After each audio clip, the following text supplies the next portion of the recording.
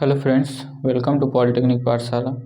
तो हम लोग हाइड्रोलिक्स एंड न्यूमेटिक्स में सेकेंड चैप्टर पढ़ रहे हैं, उसमें आगे बढ़ते हैं। और आज का पहला टॉपिक जो रहेगा वो रहेगा हमारा द्रव स्थैतिकी नियम। हिंदी में इंग्लिश में क्या बोलते हैं? Hydrostatic law. तो देखिए, ये टॉपिक आपके सिलेबस में कहीं मेंशन नहीं है, लेकिन अगर इसको नहीं समझेंगे तो आगे के टॉपिक्स को समझने में दिक्कत आएगी। तो इसीलिए हम बता दे रहे हैं, ठीक है। कुछ टॉपिक आज हम लोग पढ़ेंगे जो आपके सिलेबस में मेंशन नहीं, हम बता देंगे आपको, बस उसको समझना लेकिन ज़रूरी है। भले ही रटिए मत, याद मत रखिए और लिखना नहीं, एग्जाम में नहीं पूछेगा, लेकिन समझना जरूरी है, क्योंकि आगे के टॉपिक्स आप समझ ही नहीं पाएंगे फिर उसके। तो हाइड्रोस्टैटिक लॉ यानी द्रव स्थितिकी नियम क्या कहता है कि अगर कोई मान लीजिए फ्लूइड है एट रेस्ट, ऐसे दिखाते हैं हम फ्लूइड का फ्री सरफेस। तो यहाँ पे पूरा फ्लूइड भरा हुआ है, ठीक है ना, ये नीचे तक पूरा फ्लूइड भरा हुआ है। तो एट रेस्ट है, यानी कि एट रेस्ट यानी कि स्थिर द्रव है, स्टैटिक है, विरामावस्था में। तो स्थिर द्रव है तो इसमें जो प्रेशर का जो वेरिएशन होता है, ठीक है, यानी दाब में जो परिवर्तन होता है गहराई के साथ नीचे जाने पर। और एक चीज़ और ध्यान रखेंगे, और यहाँ पे हम ले रहे हैं कि रो कांस्टेंट है, यानी वो फ्लूइड ले रहे हैं जिसका घनत्व तो क्या है, नियतांक है, यानी घनत्व तो नहीं बदलता है। यानी कहने का मतलब इनकम्प्रेसिबल यानी असंपीड्य द्रव है या फ्लूइड है, असंपीड्य तरल है, इनकम्प्रेसिबल फ्लूइड है। उसके लिए जो प्रेशर में जो वेरिएशन होता है वो एच के प्रोपोर्शनल होता है, यानी जितनी गहराई जाएंगे, एच क्या है, ऊपर से लिया गया फ्री सरफेस से, तो जितनी गहराई में जाएंगे उसके क्या होता है, यहाँ पे प्रोपोर्शनल होता है। एक्चुअली में ये जो एक्चुअली पी नहीं होता है, एक्चुअली में एब्सोल्यूट प्रेशर नहीं होता है, गेज प्रेशर होता है। तो जो गेज प्रेशर होता है वो क्या होता है, आप लोग ये नहीं सुने होंगे कभी, लेकिन आपको ये बता दें कि ये गेज प्रेशर होता है, या फिर कह लीजिए इन दो बिंदुओं के दाब में अंतर होता है, ठीक है। तो एक्चुअली में यहाँ पे क्या है, अगर देखा जाए तो वायुमंडलीय दाब होता है फ्री सरफेस पर। तो यहाँ पे जो दाब होगा वो इसके प्रोपोर्शनल होता है, और ये फार्मूला इस तरह से दिया जाता है, रो जी एच। जहाँ पे ये रो जी क्या है आपको पता है, रो द्रव का घनत्व तो है, जी क्या है, गुरुत्वीय त्वरण है यानी एक्सलेरेशन ड्यू टू ग्रेविटी है, एच क्या है, वो हाइट है, ठीक है, ये एच हाइट है। तो यहाँ पे जो गेज दाब का मान दिया जाएगा, गेज दाब यहाँ पे जो एच गहराई पर जो गेज दाब होगा वो उसका वैल्यू इतना होगा। यानी कहने का मतलब अगर एब्सोल्यूट निकालने चाहें तो पी एब्सोल्यूट माइनस पी वायुमंडलीय होगा, तभी तो ये पी गेज के बराबर होगा। ये फार्मूला हम आपको इसीलिए वो सब चीज़ें पहले बताए हैं। तो एक्चुअली में ये होता है। तो अगर एब्सोल्यूट यहाँ पे निकालना चाहेंगे, यानी निरपेक्ष दाब यहाँ पे निकालना चाहेंगे, तो वायुमंडलीय दाब को क्या करना पड़ेगा, यहाँ पे जोड़ना पड़ेगा, और रो जी एच। तो इस आधार पे आपका ये फार्मूला होता है, ठीक। तो ये चाहे कह लीजिए, चाहिए मतलब मेनली ये है कि आप जैसे गहराई, जितना गहरा जाएंगे उतना दाब आपका बढ़ता हुआ जाएगा, ठीक है। लेकिन ये ध्यान रखेंगे कि यहाँ पे घनत्व तो नियत रहना चाहिए, तभी होगा ये, यानी रो कांस्टेंट होना चाहिए। तो यही है हाइड्रोस्टैटिक लॉ, ठीक है, द्रव स्थैतिकी का नियम। इसको हम लोग सिंपली इससे भी डिनोट करते हैं, रो जी को क्या लिखते हैं, ओमेगा से लिखते हैं, ओमेगा एच, ठीक है। नॉर्मली यहाँ पे कभी कभी कहीं भी जी लिखा नहीं मिलेगा आपको, लेकिन ये आपको समझना होगा कि इसमें जी छिपा हुआ है, ये गेज प्रेशर है। जब भी ऐसा लिखा हो तो उसका मतलब समझिए गेज प्रेशर बता रहा है, गेज दाब बता रहा है, ठीक है ना। गेज दाब वगैरह के बारे में आपको हम बता ही चुके हैं। तो ये होता है आपका फार्मूला, ठीक है। ये फार्मूला याद रखेंगे, गेज दाब पी बराबर रो जी एच, या फिर पी बराबर ओमेगा एच, ठीक है। जहां रो क्या है आपका घनत्व है, ओमेगा क्या है, ये अपेक्षिक अपेक्षिक भार है, यानी कि स्पेसिफिक वेट है न्यूटन पर केजी में, ठीक है, सॉरी न्यूटन पर मीटर क्यूब में। अब जो है इसको मिटाते हैं। अब जो है नेक्स्ट टॉपिक देखते हैं हम लोग। तो द्रव्यस्थितिकी नियम ये हो गया। अब एक और चीज आता है पास्कल का नियम। ये आपके सिलेबस में इस चैप्टर में नहीं है, हैं, हालांकि है आगे के चैप्टर में, लेकिन यहाँ पे बता देते हैं आपको पास्कल के नियमानुसार, ताकि वो भी आपको ठीक ठाक पता रहे। और एक और चीज बताते हैं यहाँ पे आपको, द्रव्यस्थितिकी नियम के ही अनुसार एक और चीज है कि आप एक इस बिंदु पर एक हॉरिजॉन्टल सतह लीजिए, यानी कि पूरा एकदम हॉरिजॉन्टल सतह लीजिए। हॉरिजॉन्टल सतह का मतलब हम आपसे कहें ऐसे ऐसे सतह लीजिए, ठीक है, ऐसे सतह लीजिए। तो इस सतह में हर जगह दाब का मान ये द्रव्यस्थितिकी नियम के अनुसार ही, मतलब यही सतह हमने यहाँ से बाहर निकाला द्रव में से, समझिएगा। तो इस सतह पर हर जगह चाहे किसी भी दिशा में आप जाइए, जो प्रेशर का मान, दाब का मान होगा वो एक समान होगा, यानी बदलेगा नहीं। कहने का मतलब, तो अगर आप यहाँ पे 3 अक्ष मानते हैं, कहीं पर भी द्रव दाब का मान नहीं बदलेगा। तो यहाँ पर अगर आप 3 अक्ष मानते हैं, इधर की ओर x और अंदर की ओर y, अंदर की ओर मतलब बोर्ड के अंदर की ओर y और ऊपर की ओर z, तो द्रव्यस्थितिकी नियम ये कहता है केवल z में प्रेशर का वेरिएशन होता है। स्टैटिक फ्लूइड में, बात पहले रेट्स में यानी स्थिर अवस्था में होना चाहिए, तो z के दिशा में ही केवल प्रेशर में बदलाव देखने को मिलता है, यानी नीचे जैसे जाते हैं दाब बढ़ता जाता है। लेकिन x दिशा में आप किधर भी चले जाइए दाब का मान एक समान ही रहेगा। y दिशा में यानी अंदर की ओर कहीं भी चले जाइए दाब का मान एक समान ही रहेगा, एक समतल पर, जैसे हमने अभी दिखाया, ठीक है, कॉपी के माध्यम से। ठीक, तो अब हम लोग आगे बढ़ते हैं। अब पास्कल का नियम क्या कहता है, ये सब चीजें समझना जरूरी है, क्योंकि आगे मैनोमीटर्स है, वो अगर ये नहीं समझेंगे तो मैनोमीटर समझ में नहीं आएगा, फिर क्या कर रहे हैं हम, ठीक है। अब देखिए,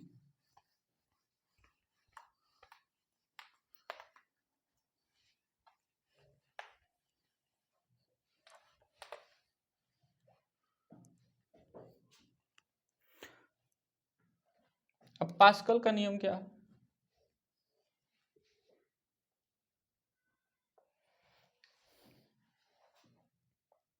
तो पास्कल का नियम ये कहता है कि स्थिर द्रव में, मान लीजिए एक टैंक है, इसमें पानी भरा हुआ है, तो स्थिर द्रव में चारों ओर से लगने वाला प्रेशर एक समान होता है, यानी प्रेशर किसी भी दिशा से दाब लगता है, एक बिंदु पर सभी दिशाओं से लगने वाला दाब का मान एक समान होता है, सभी दिशाओं से लगने वाला दाब P होता है, और वो किसी भी दिशा से, मतलब कहने का मतलब एक बिंदु पर जो दाब लगता है वो उसका कोई दिशा नहीं है, किसी भी दिशा से आप मान सकते हैं, और वो हमेशा क्या होगा, उस बिंदु पर कंप्रेसिव होगा, यानी कि उस बिंदु पर अगर आप एक फ्लूइड एलिमेंट लेंगे, यानी एक द्रव का एलिमेंट लेंगे, तो उस पर क्या होगा, वो हमेशा दबाव होगा, दोनों ओर से, चारों ओर से दबाव होगा, कहने का मतलब सभी ओर से दबाव लगा रहता है हमेशा, दाब का ये मतलब होता है।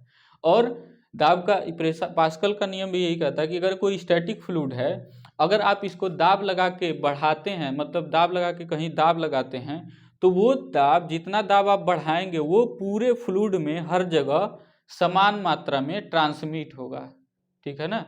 ट्रांसमिट का मतलब एक जगह से दूसरी जगह जाएगा, तो वो क्या होगा, जितना दाब आप बाहर से लगाएंगे उतना हर चारों ओर क्या होगा, दाब जो है बढ़ेगा, चारों ओर फ्लूइड में दाब का मान उतने मान से बढ़ जाएगा, ठीक है। ये पास्कल का नियम है। पास्कल के नियम के कुछ अनुप्रयोग है जो कि अगले चैप्टर, आगे के चैप्टर में है, वहां पे हम लोग देखेंगे, ठीक है। जैसे कम भार लगा के, कम प्रयास लगा के ज़्यादा भार उठा लेते हैं, ये सब चीज़ें, हाइड्रोलिक लिफ्ट की बात होती है, जैसे हाइड्रोलिक लिफ्ट वगैरह, वो सब, वो तो नेक्स्ट चैप्टर में, अगले चैप्टर मतलब नेक्स्ट एक सेपरेट चैप्टर में, अलग चैप्टर में उसको देखेंगे हम उस समय। अब बात करते हैं प्रेशर हेड क्या होता है, यानी दाब शीर्ष क्या होता है।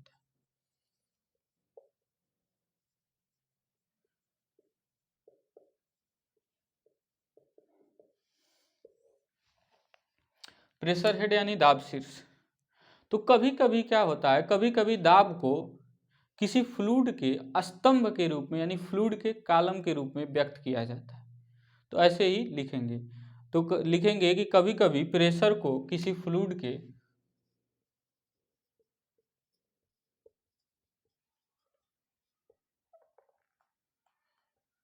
क्या लिखें, हम वैसे ही बोल देते हैं, क्या लिखें, झूठ में वेस्ट होगा टाइम। तो हम ऐसे ही बताते हैं कि मतलब कभी कभी किसी फ्लूइड, कभी कभी कभी दाब को यानी प्रेशर को किसी फ्लूइड के कॉलम यानी स्तंभ के रूप में व्यक्त किया जाता है, और उसी को हम लोग बोलते हैं, उसी व्यक्त करने को, उसी कॉलम को हम कहते हैं प्रेशर हेड कहते हैं। तो जैसे फार्मूला समझिए, फार्मूला हमारे पास है P equal to rho g h, जो कि गेज प्रेशर है। तो यहाँ से H बराबर क्या हो जाएगा, P बाई रो जी।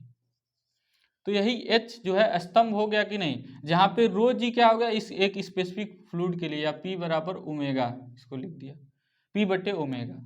तो ये क्या होगा, ओमेगा किसी फ्लूइड के लिए रहेगा, ठीक है।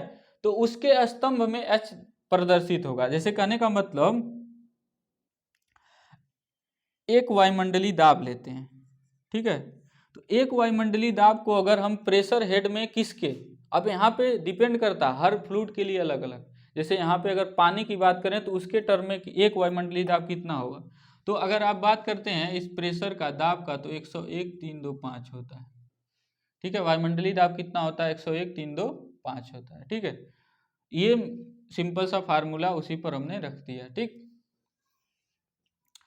अब यहाँ प्रेशर हेड में ये गेज प्रेशर नहीं है, मतलब एब्सोल्यूट प्रेशर है, समझिएगा ध्यान से, ठीक है। अगर गेज प्रेशर होगा तो गेज हेड होगा, यहाँ पर भी हेड जो दिखाएगा वो गेज दिखाएगा, और एब्सोल्यूट रहेगा तो एब्सोल्यूट दिखाएगा, ठीक है। तो यहाँ पे आप एब्सोल्यूट भी तो रख सकते हैं, एटमॉस्फेरिक प्रेशर को ऐड कर लीजिए, ठीक है। एटमॉस्फेरिक वायुमंडलीय दाब को ऐड कर लीजिए तो गेज प्रेशर में, तो 101,325। अभी हम वायुमंडलीय दाब का निकालना चाहते हैं कि दाब शीर्ष मतलब हेड क्या होगा, ठीक है। तो अब इसका यूनिट क्या होगा, तो आपको साफ देखने से मिल रहा है कि ये H होगा, H मतलब हाइट है, तो यूनिट क्या होगा, मीटर में होगा। तो 101,325 होता है पास्कल यानी न्यूटन पर मीटर स्क्वायर, या पास्कल कह लीजिए SI यूनिट। और ओमेगा पानी के लिए कितना होता है, रो जी होता है ओमेगा, तो रो कितना होगा, 1000। ये सब बताए भी हैं, 9810 होता है, 9.81 जी से गुणा कर दीजिए। अब इसको जब हल करेंगे, डिवाइड करेंगे, तो आपको मिलेगा लगभग लगभग 10.33 मीटर मिलेगा। तो ये हो गया कि एक वायुमंडलीय दाब, ठीक है, दाब शीर्ष के टर्म में, यानी 10.3 मीटर ऑफ वाटर कॉलम को रिप्रेजेंट करता है, वाटर कॉलम, यानी कि कॉलम का मतलब स्तंभ, ठीक है। यानी कि कहने का ये मतलब हुआ, स्तंभ लिख लीजिएगा, कि 10.33 मीटर का पानी का स्तंभ कितने दाब को प्रदर्शित करता है, वो प्रदर्शित करता है एक वायुमंडलीय दाब को, ठीक है। क्या समझे। और ये ध्यान रहेगा कि वो जो होगा, जो जिसमें आप स्तंभ लेंगे वो बहुत चौड़ा नहीं होना चाहिए, ठीक है। मतलब जिसमें आप स्तंभ को मेजर करेंगे वो पतला होता है, ठीक है, ज़्यादा नहीं होता है, ज़्यादा उसका साइज नहीं होता है, मतलब उसका डायमीटर बहुत ज़्यादा नहीं होता है। मान के चलिए 10 mm के आसपास का मान के चलिए रहे तो ज़्यादा सही है, ठीक है। तो ये जो होगा यानी 10.33 मीटर पानी जो होगा, यानी उसकी ऊंचाई 10.3 मीटर पानी की ऊंचाई किस दाब को रिप्रेजेंट करता है, एक वायुमंडलीय दाब को। इसी को अगर हमको निकालना हो पारे के टर्म में, पारा यानी मरकरी के टर्म में, तो वहाँ पे पारे के यहाँ से भाग देना पड़ेगा। तो यहाँ पे एक्चुअली पारे के लिए जो ओमेगा होता है Hg के लिए, वो होता है 1360, नहीं 13,600 गुणे 9.8। तो जब भाग देंगे तो लगभग लगभग आपको मिलेगा 760 mm में मिलेगा, मीन्स मीटर में मिलेगा, फिर 1000 का गुणा करेंगे, लगभग लगभग 760 mm of Hg column,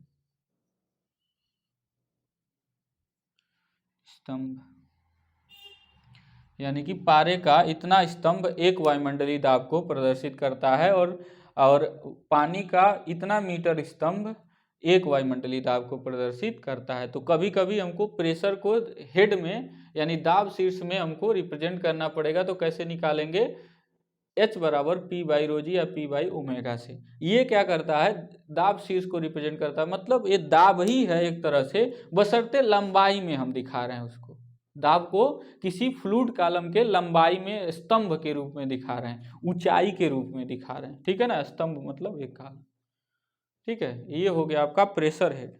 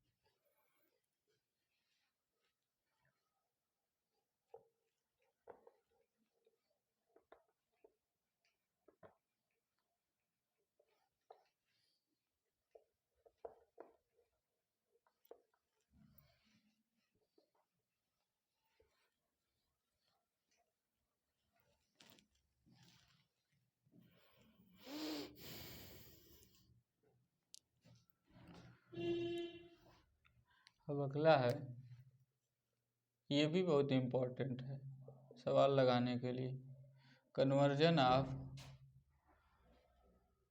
pressure of one fluid column, Hindi में बता रहे हैं, into another fluid column. Another लिख दिया, अनदर फ्लूइड कॉलम की बात है, मतलब यहाँ पे लिख ही देते हैं। यानी कि एक तरल के दाब शीर्ष को दूसरे तरल के दाब शीर्ष में परिवर्तित करना।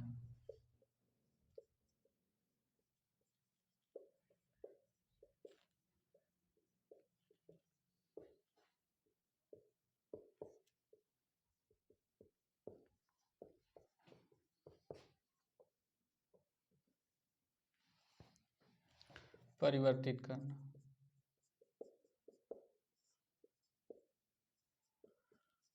यानी जो ऊंचाई है ना उसी को, एक अगर समान दाब के लिए है, एक ही दाब है और उसके लिए दो अलग अलग फ्लूइड यूज कर रहे हैं आप, दोनों के लिए कितना कॉलम यानी कितना लंबा ऊंचा वो जाएगा, ठीक है। कीपिंग दैट कि दोनों सेम बर्तन में डाले जा रहे हैं, ये ध्यान दें, या सेम वही जो अभी बात की है, जो पतला वो है, ट्यूब पतला होना चाहिए, ठीक है। तो यहाँ पे समझते हैं हम लोग। तो मान लीजिए एक ही दाब है, तो P1 और P2 है, लेकिन दोनों बराबर है क्योंकि समान दाब है, और P1 हम एक पहले इसके लिए यूज कर रहे हैं, पहले फ्लूइड के लिए, P2 दूसरे फ्लूइड के लिए यूज कर रहे हैं, ठीक है। ये आपके AB सिलेबस में नहीं है, अभी तक जितना पढ़े आपके सिलेबस में कहीं लिखा नहीं है, लेकिन ये पढ़ लेना, समझ लेना बहुत ज़रूरी है, ठीक है, क्योंकि ये आपको मतलब आगे के लिए मदद ही करेगा, अगर नहीं पढ़ेंगे तो दिक्कत करेगा।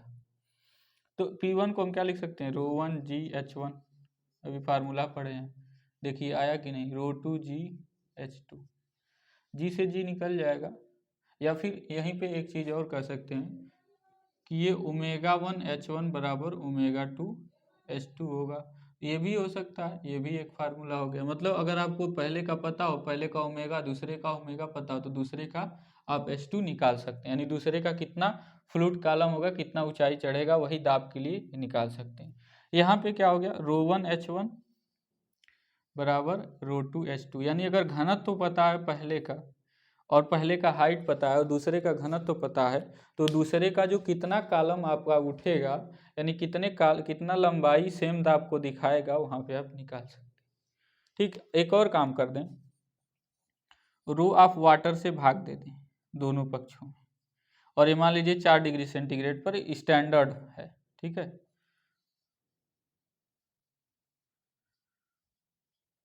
तो यहाँ पे क्या होगा, इसको क्या बोलते हैं हम लोग, अपेक्षिक गुरुत्व तो बोलते हैं, स्पेसिफिक ग्रेविटी। तो S1 हो जाएगा S1H1 is equal to S2H2। तो सामान्यतः क्या होता है, जब सवाल दिया होता है तो सवालों में स्पेसिफिक ग्रेविटी दिया होता है, नहीं अपेक्षिक गुरुत्व दिया होता है, या रिलेटिव डेंसिटी भी इसी को आप कह सकते हैं। तो अपेक्षिक घनत्व भी कह सकते हैं, अपेक्षिक गुरुत्व अपेक्षिक घनत्व दोनों का एक ही मान होता है। तो ये दिया रहेगा तो आप कैसे निकालेंगे, तो यहाँ से आप आसानी से निकाल सकते हैं, दोनों का S1 S2 दिया है, H1 दिया है, तो H2 निकाल लीजिए आराम से। तो एक से दूसरे में आप कन्वर्ट कर सकते हैं, जैसे वही था कि जैसे वायुमंडलीय दाब था, तो S1H1 इज इक्वल टू था S2H2, है ना। अगर उसी को हमको कन्वर्ट करना हो, इसको मिटा देते हैं, आपको एक एग्जाम्पल के रूप में दिखाते हैं। मान लीजिए वही वायुमंडलीय दाब है, तो वायुमंडलीय दाब के लिए मान लीजिए पानी है, तो पानी के लिए अपेक्षित गुरुत्व तो क्या होगा, एक होगा, स्पेसिफिक ग्रेविटी एक होगा, क्यों, क्योंकि भाई ये दोनों पानी ही है, दोनों से डिवाइड करेंगे वही होगा। और उसके लिए कितना है, 10.33 मीटर है। H2 कितना होता है, पारे के लिए 13.6 होता है, आपको बताया भी है H2, तो यहाँ से H2 निकाल लेंगे, 10.33 में 13.6 से भाग देंगे, लगभग जब आएगा तो लगभग हम कैलकुलेटर नहीं रखे नहीं तो डिवाइड कर देते, तो लगभग ये मीटर में आएगा, जो भी आएगा मीटर में आएगा, फिर जब आप उसको mm में कर लेंगे तो लगभग 760 mm के बराबर आएगा। तो इस तरह से आप निकाल सकते हैं। मीन्स आपको पता था कि पानी के स्तंभ के रूप में वायुमंडलीय दाब का मान इतना मीटर होता है, तो पारे के स्तंभ के रूप में इतना मीटर होगा, या फिर उसको mm में आप कन्वर्ट कर सकते हैं 1000 का गुणा करा के। ठीक है, तो ये है आपका फायदा एक से दूसरे में कन्वर्ट करने का। ठीक, अब हम लोग अपने टॉपिक पर आते हैं जो आपके सिलेबस में दिया है, और ये सब समझने के लिए आपको ये पुरानी चीज़ें समझनी होंगी, यानी जो नई चीज़ें अभी पढ़ने जा रहे हैं ये अभी तक जो बताए हैं ये समझ होना चाहिए। आगे जैसे बढ़ेंगे तब आपको पता चलेगा ये सब का कितना महत्व है। ठीक है, इन सब का महत्व है, क्योंकि है नहीं अगर नहीं होता तो हम नहीं पढ़ाते। आगे तक पाइप फ्लो वगैरह में जाएंगे तो वहाँ पर भी आपको देखने को मिलेगा, तो वहाँ पे ये प्रेशर वगैरह ये सब चीज़ें बहुत मायने रखेंगी।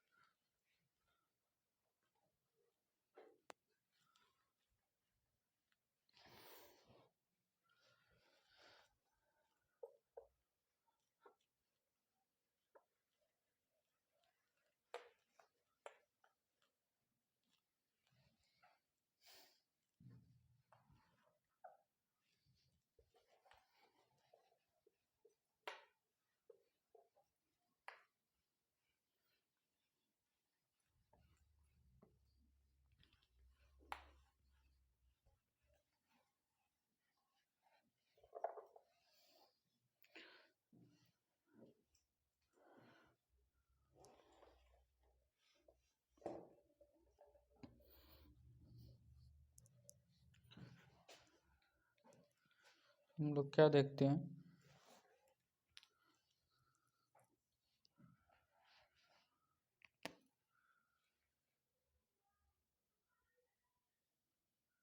प्रेशर मेजरिंग डिवाइसेज, हिंदी में क्या बोलेंगे, दाब मापी युक्तियाँ। तो कुछ दाब मापी युक्तियों के बारे में हम लोग देखते हैं। ठीक है, तो दाब मापी युक्तियाँ कुछ ऐसे क्लासिफाई हैं, दो तरह की दाब मापी युक्तियाँ होती हैं, यानी जिससे हम लोग दाब मापते हैं सामान्यतः। आप और भी देख सकते हैं, लेकिन जितना हमको पढ़ना है वो ये रहेगा। पहला है मैनोमीटर, हिंदी में भी इसको मैनोमीटर ही कहेंगे।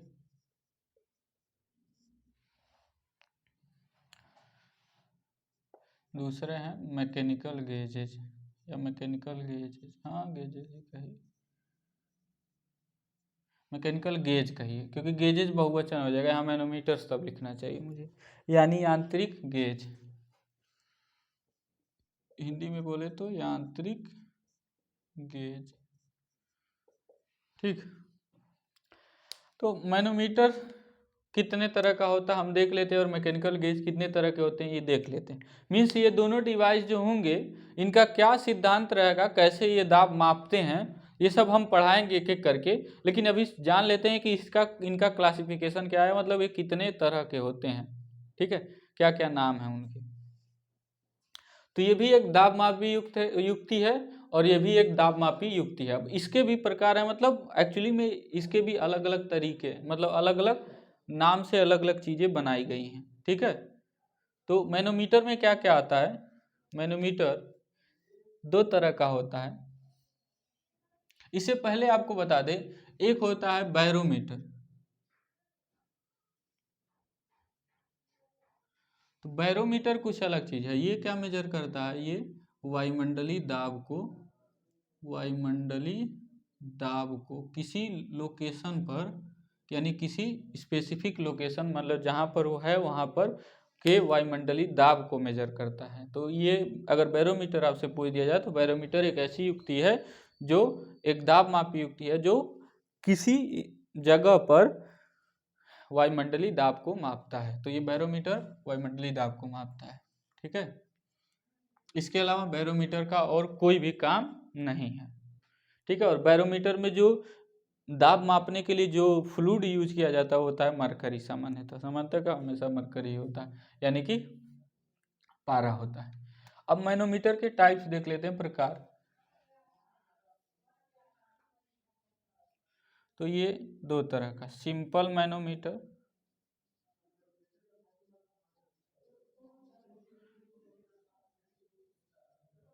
साधारण मैनोमीटर,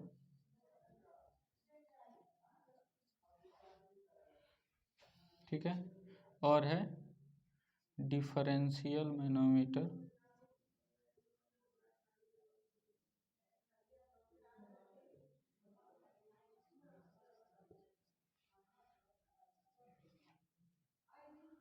भेदी मैनोमीटर या भेद सूचक लिखता है,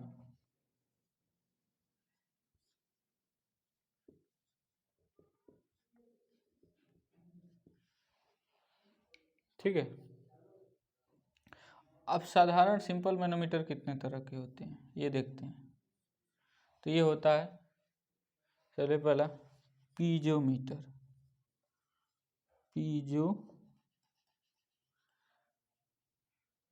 मीटर हिंदी में क्या होगा, पीजोमीटर, ठीक है, पीजोमीटर। उसके बाद होता है आपका यू ट्यूब मैनोमीटर, यानी यू नली, इसी तरह से कर दीजिए, यू नली मैनोमीटर, ठीक है। उसके बाद होता है एक सेंसिटिव मैनोमीटर,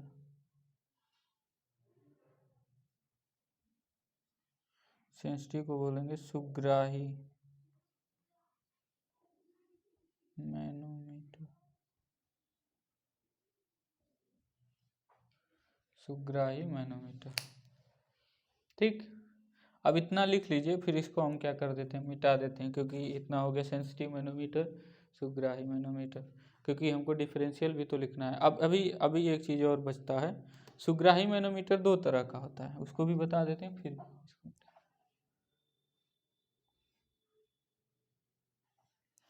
ये होता है एक सिंगल कॉलम मैनोमीटर, यानी एकल स्तंभ मैनोमीटर, या इन लार्ज ट्यूब मैनोमीटर, ये भी होता है, ठीक है। और इसका जो होता है एक और होता है, ये inclined tube manometer, inclined tube, inclined इसमें ट्यूब जो होगा इंक्लाइंड, यानी एक किसी एंगल पे होगा, ठीक है। इंक्लाइंड ट्यूब मैनोमीटर, ये इन लार्ज ट्यूब मैनोमीटर है, दिख नहीं रहा होगा, ठीक है। क्या लिखा, इन लार्ज, यहाँ पे लिख देते हैं उस नाम को, इन लार्ज ट्यूब, और उसके बाद है मैनोमीटर, ठीक है। तो इसको भी हम मिटाते हैं, क्योंकि अब इसको डिफरेंशियल को भी तो लिखना है, कितने तरह के होते हैं।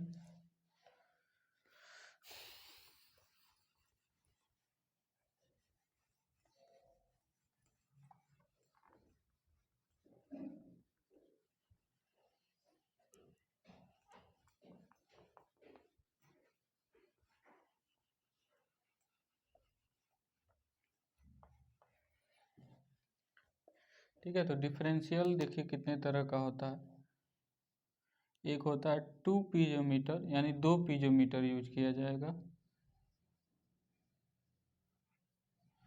ठीक, पहला ये। दूसरा क्या होगा,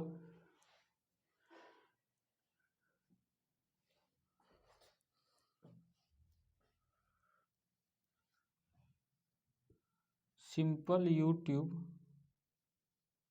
डिफरेंशियल मैनोमीटर, ठीक है। अभी हिंदी हम लिखवाएंगे, जब एक एक करके पढ़ाएंगे तो हिंदी बताएंगे, अभी के लिए इसे लिखिए, और अगर लिखना हिंदी तो लिखिए साधारण यू नली भेद सूचक या भेदी मैनोमीटर। ठीक है, भेद सूचक मैनोमीटर। ठीक, उसके बाद inverted you tube differential manometer. ठीक, उसके बाद आपका लास्ट वाला, ये आपके सिलेबस में नहीं है, माइक्रो मैनोमीटर। ठीक है, माइक्रो मैनोमीटर आपके सिलेबस में नहीं है, नाम बस लिख दिया हमने, इसको आपको पढ़ना नहीं है। मैकेनिकल गेज में क्या होते हैं, 3 तरह के आपके सिलेबस में जो है, एक है Borden pressure gauge, Borden pressure, दिख रहा है, प्रेशर गेज,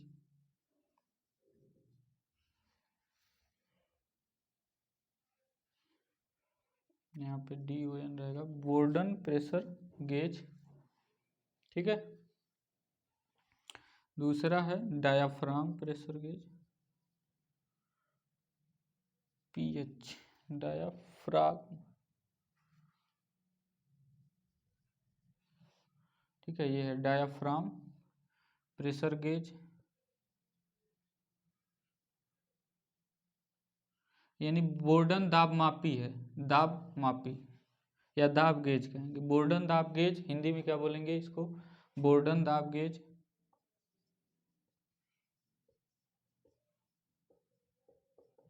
इसको डायाफ्राम का डायाफ्राम ही बोलेंगे, डायाफ्राम दाब गेज। अब डायाफ्राम अगर न लिखने आता हो तो क्या बताएं हम, तुम लोग का पढ़ना जो है वो है दीर्घ है।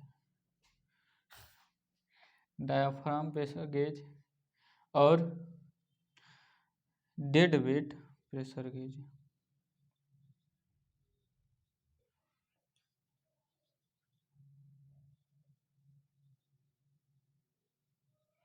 तो डेड वेट को बोलते हैं हम लोग अचल दाब, अचल भार, सॉरी, अचल भार दाब गेज। ठीक है, इतने टाइप के प्रेशर गेजेज हैं या इतने तरह के दाब मापने के लिए डिवाइसेज हैं, युक्तियां हैं, तो ये सभी आपको पढ़ने हैं। ठीक है, अब हम इस क्या करेंगे, एक एक करके इन सब को, ठीक है, बारी बारी से पढ़ाएंगे। यानी पहले मैनोमीटर से शुरू करेंगे, मैनोमीटर क्या होता है, ठीक है, उसके बारे में बताएंगे, उसका डेफिनेशन।